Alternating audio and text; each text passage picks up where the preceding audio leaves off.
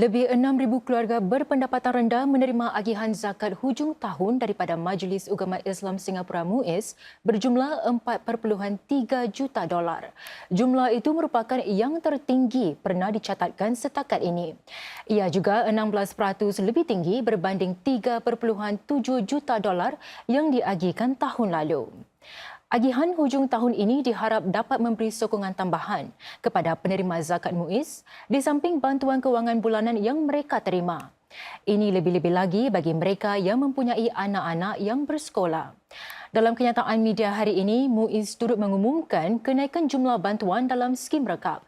Ia akan dinaikkan daripada antara $70 hingga $100 bagi setiap anak kepada $150 seorang kini. Untuk itu, sebanyak 1.28 juta dolar diperuntukkan untuk sokongan tambahan itu yang akan memberi manfaat kepada kira-kira 8,500 kanak-kanak yang berumur 18 tahun ke bawah.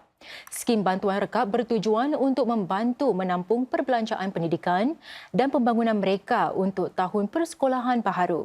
Ini sekaligus mengurangkan tekanan kewangan keluarga. Penerima zakat yang layak akan menerima pemberitahuan melalui pos minggu ini.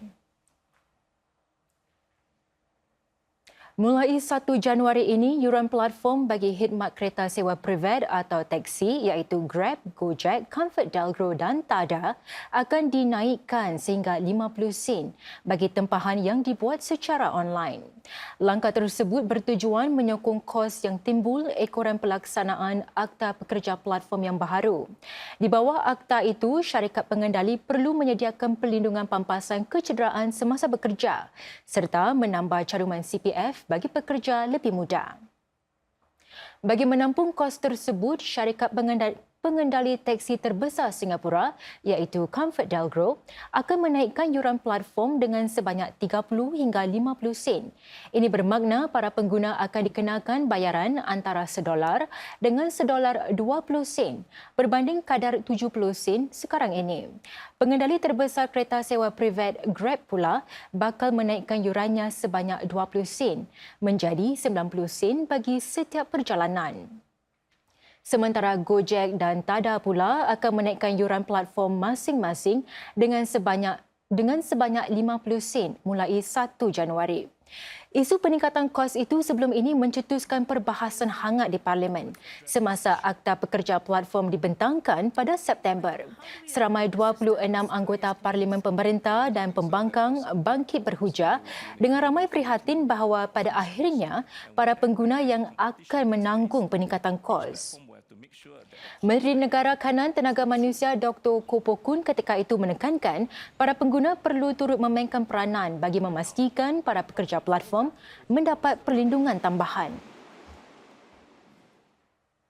Laman berita perniagaan The Edge Singapore memohon maaf kepada Menteri Undang-Undang Merangkap Ehwal Dalam Negeri K. Shanmugam dan Menteri Tenaga Manusia Dr. Tan See Leng kerana menerbitkan semula satu rencana Bloomberg di lamannya. Rencana itu mengandungi kenyataan-kenyataan palsu tentang transaksi banglo kelas baik GCB di Singapura. Rencana yang sudah dipadam itu secara palsu menuduh Encik Shanmugam mengambil kesempatan atas kelonggaran syarat untuk menjual hartanah secara tidak telus. Ia juga secara palsu menuduh Dr. Tan melakukan perkara yang sama untuk membeli hartanah. Seramai 12 pemandu yang berusia antara 31 dengan 58 tahun ditangkap menyusuli satu operasi seluruh negara terhadap mereka yang memandu dalam keadaan mabuk. Operasi itu dijalankan pada awal pagi Sabtu. Polis trafik membuat sekatan jalan raya di Expressway buat pertama kali dalam tempoh lebih 10 tahun. Dalam operasi penguatkuasaan di Expressway Central, lebih 70 pemandu menjalani ujian alkohol.